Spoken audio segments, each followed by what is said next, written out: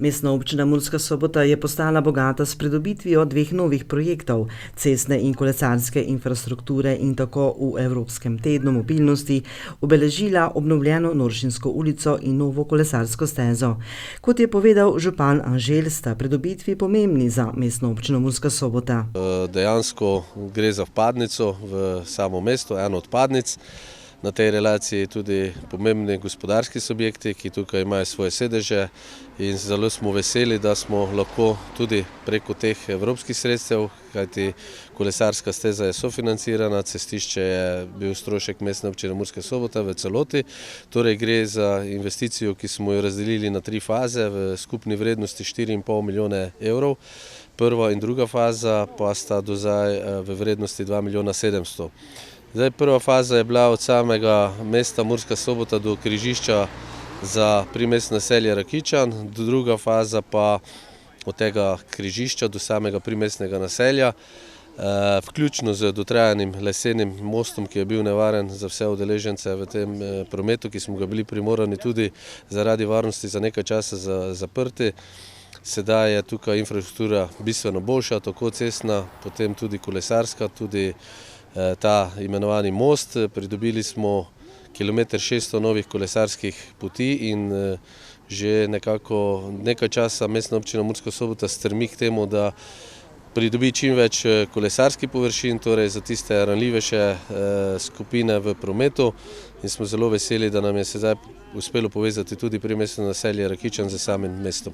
Ostaja še zadnja, tretja faza obnove Noršinske ulice, dokot bo segala, ki je od krožišča za primestno naselje Rakičan do samih Noršinec, predvsem iz vidika, ker je cestišče v celoti strošek proračuna mestne občine Murska Sobota, bomo sedaj ne vem točno v kolikšnem času skušali zagotoviti ta sredstva, da potem lahko projekt v celoti tudi zaključimo, kajti kolesarska steza je sofinancirana, cestišče pa ni. Sofinanciranje projekta Noršinska ulica po besedah Anželja znaša: cestišče je v celoti strošek mestne občine Murska Sobota, kolesarska steza je pa nekje 60 oziroma 70% sofinancirana, se pravi 30% je pa še vedno tudi strošek mestne občine Murska Sobota.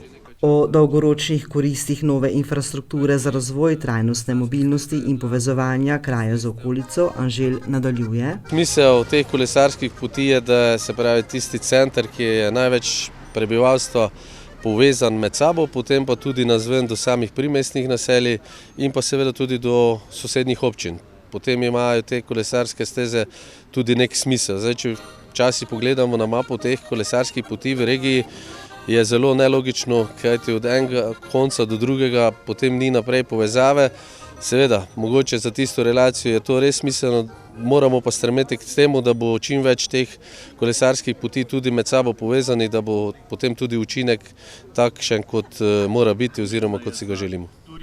Mestna občina Murska Sobota je upravičena do celostnih teritorialnih naložb, do mehanizma, ki je namenjen spodbujanju trajnostnega urbanega razvoja v večjih mestih. Mehanizma, ki ga imajo mestne občine in ki je razdeljen na 3 stebre, eden od teh je tudi steber mobilnosti, in tukaj smo potem s pridom izkoristili to možnost, da smo pridobili določen del sredstev tudi strani Ministrstva za kohezijo in regionalni razvoj. Seveda s tem nam je bilo omogočeno, da smo projekt lažje tudi speljali, ga zaključili. O morebitnih razpisih, ki jih Ministrstvo za kohezijo in regionalni razvoj Republike Slovenije na področju infrastrukturnih projektov nadalje obeta lokalnim skupnostim v pomurski regiji, minister Jevšek nadaljuje. Iz naslova dogovora za razvoj regije, kjer je 39 milijonov razdeljenih sredstev za pomursko regijo, je kar nekaj teh projektov kolesarske infrastrukture, in sicer predvsem tiste, ki se nahajajo ob državnih cestah. Občine so prijavili te projekte in mislim, da razne ene občine v regiji so vse bile uspešne pri razpisu, se pravi, da so zadostili vsem pogojem, ki so bili potrebni. Ne smemo pa pozabiti tudi zelene infrastrukture, kjer se je veliko občin tudi iz pomurske regije prijavilo na dogovor za razvoj regij, tam so pa vse uspele, poleg tega pa tudi se pravi odvajanje in čiščenje odpadnih voda, kar je prav tako zelo pomembno za okolje, v katerem živimo.